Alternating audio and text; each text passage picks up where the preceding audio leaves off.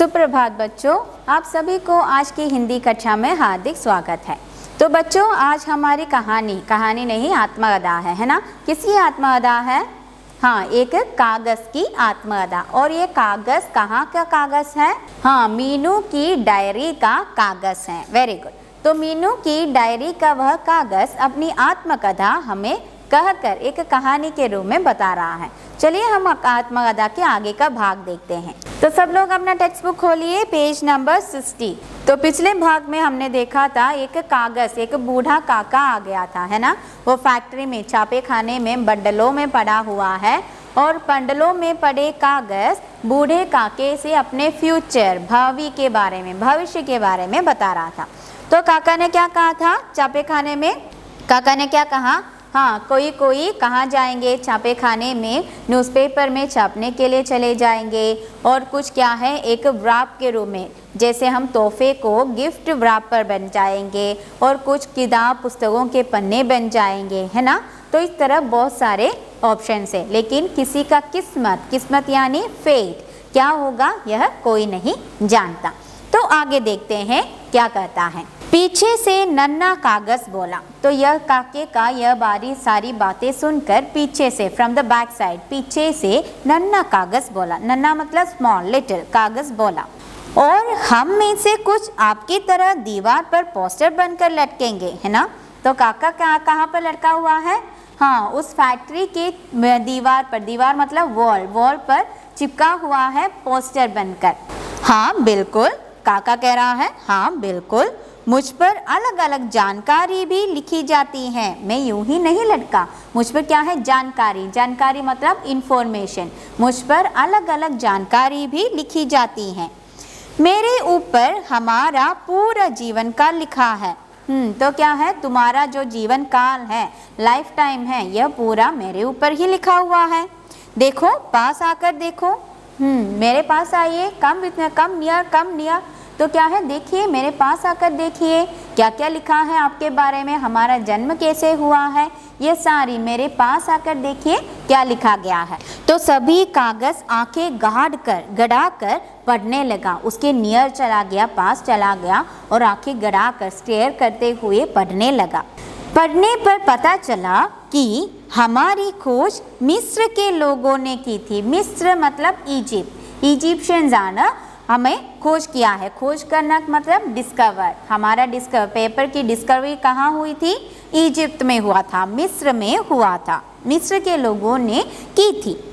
उन्होंने अपने यहाँ उगने वाले एक विशेष पौधे, पाइपरिस, उस पौधे का नाम है पपायरस से हमें जन्म दिया है। इसके पहले सभी पत्थरों या पत्तों आदि पर लिखा करते थे। हाँ, उससे पहले, पेपर का इन्वेंशन करने से पहले, डिस्कवरी के पहले लोग कहाँ लिखते थे? हाँ, या तो पत्थरों पर लिखते थे। पत्थर मतलब स्टोन, इस तरह स्टोन पर लिखा जाता है। कहीं जाता है तो इस तरह स्टोन पर लिखा जाता है, या फिर पत्तों पर लिखते हैं। पत्ता मतलब लीफ, पत्तों पर लिखते हैं। ये जो लिखने का ये जो पेन है, उसे मलयालम में कहेंगे नारायणीयम से लिखा जाता था। यह पढ़कर एक कागज बोला, उफ, कितनी मुश्किल होती होगी उन्हें उन भारी पत्थरों को एक जगह से दूसरी जगह ले जाने में, है ना। तो यह सुनकर एक कागज ने कहा, उफ, कितना मुश्किल होगा, है ना। पत्थर को, इस तरह बड़े बड़े पत्थरों को एक जगह से उठाकर दूसरी जगह पर ले जाने के लिए कितनी कठिनाई होती होगी, है ना। तो चलिए एक बार फिर से पढ़ते हैं। आप लोग वर्ड मीनिंग्स को भी देखें और मेरे साथ पढ़िए।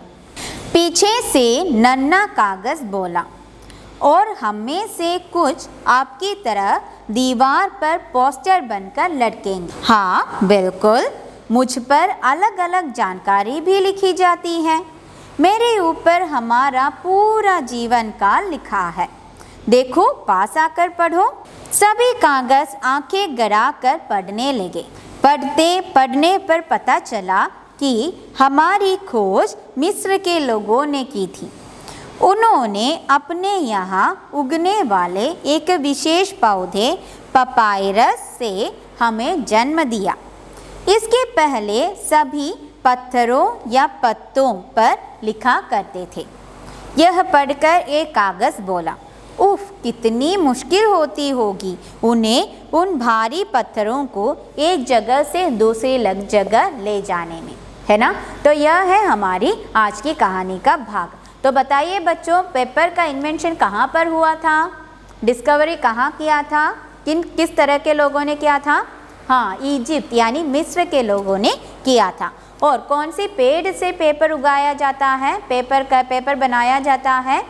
हाँ, पपायरस नाम के एक विशेष पौधे से पेड़ से पेपर बनाया जाता है। Very good. तो चलिए शब्दार्थ देखते हैं। जानकारी यानी इंफॉर्मेशन, जीवन काल लाइफ टाइम, गड़ाकर स्टेयर मतलब बहुत ही गड़ा कर देखना, खोज और डिस्कवरी। गड़ा कर देखना मतलब ध्यान से देखने को कहते हैं स्टेयरिंग। खोज मतलब डिस्कवरी, इन्वेंशन। तो यह है मिस्र। यहाँ पर क्या है? बहुत मिस्र, वहाँ पर मम्मी पिरामिड के लिए बहुत ही फेमस है। और इस तरह बहुत ही प्राचीन राज्य है मिस्र। उसे अंग्रेजी में कहेंगे इजिप्ट, हिंदी में कहेंगे मिस्र। तो देखिए आपके लिए एक प्रश्न है, पत्थरों या पत्तों पर लिखने से लोगों को क्या परेशानी होती होगी? क्या परेशानी होती होगी? परेशानी मतलब डिफिकल्टीज। उत्तर है, पत्थरों को एक जगह से दूसरी जगह ले जाने में कठिनाई होती थी, है ना। एक जगह से दूसरी जगह ले जाना मतलब ट्रांसफ़र करना, एक जगह से लेकर दूसरी जगह ले जाना। और पत्तों के सूखने पर, सूखना मतलब ड्राई होना, सूखने पर वह आसानी से फट भी सकती हैं। फट जाना मतलब टियर होना, फट भी जा सकती हैं। तो यह है आपके लिए आज का प्रश्न। और आप अपना पाठ भाग को, आज तक के पाठ को अच्छी तरह से वाचन कीजिए और शब्दार्थ और प्रश्नों के उत्तर को अपने नोटबुक में लिखिए। हम कहानी के साथ हमारी नन्ही सी कागज़ की आगे की आत्मकथा के साथ अगली कक्षा में मिलेंगे। धन्यवाद।